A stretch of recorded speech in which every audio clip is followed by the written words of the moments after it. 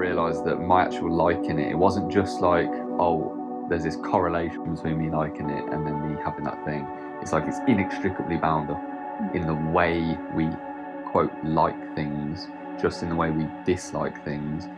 That's attachment, and it immediately, I've then noticed it has a direct connection to the suffering. I'm just suffering somewhat underlying the whole time. I went to drop it, yeah, but the only way I could drop it was if I dropped the notion of liking anything in that way.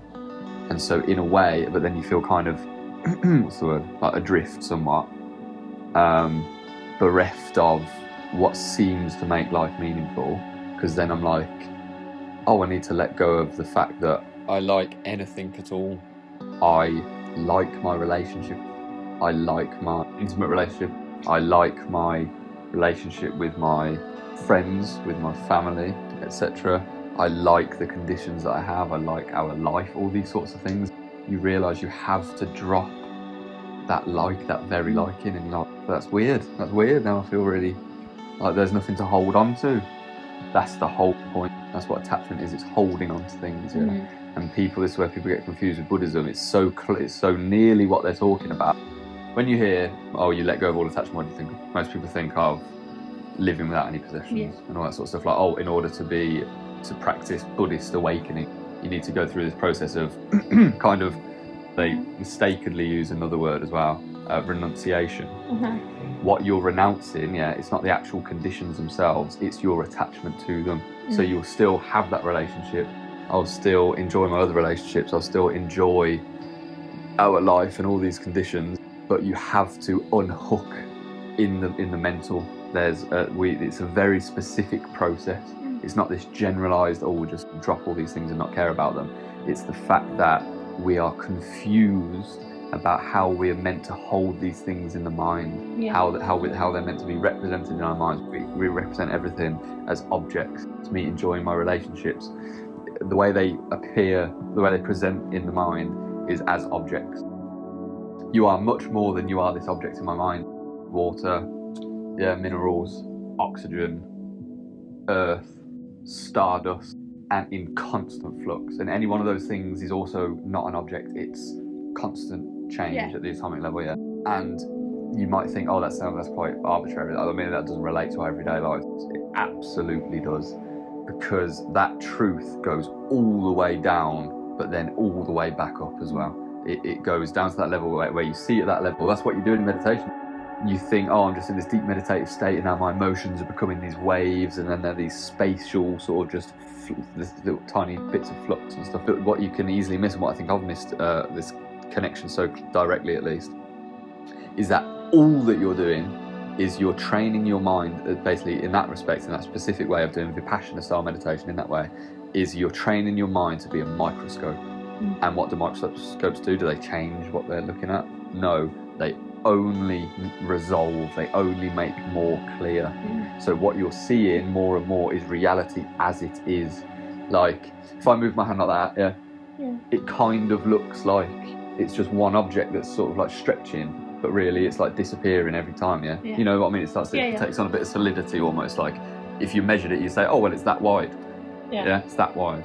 But no, it's not. It's obviously just moving like that. So you're under an illusion there, And in the exact same way, that is what happens in life to us. We're basically in this universe where it's all just this soup, essentially a cosmic soup of just flux and space, all just forming these things that are just their appearances. Like, so you're coming together into a separate self is the appearance. It's not the fundamental. The fundamental is absolute unity, which is also sort of empty because it's just space. It's like space kind of forming, but also kind of not, because it's still just space.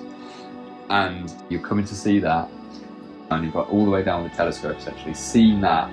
That's what stream entry is. You finally get to the bottom of it, basically, and you suddenly break through into, oh my God, it's completely just empty. There is no form. It's all just this energy. So it goes all the way down in that respect. But then you're like, oh wow, how does that relate to everyday life? How does that change everyday life? It changes everything. You realise that you're completely inseparable from everything for a start, so that your identity shifts. No self can seem a little bit abstract, but when you literally see it like that, that's what the big impact is. You see it concretely, that you are absolutely inextricable from everything else, not as like an island connected to other islands by water. No. The very perception of the island and the water as being set and the other islands as being separate from each other is a complete illusion. It's just like that hand waving so fast it looks like 5 times its width. So then you think of the ramifications, how does that relate to life?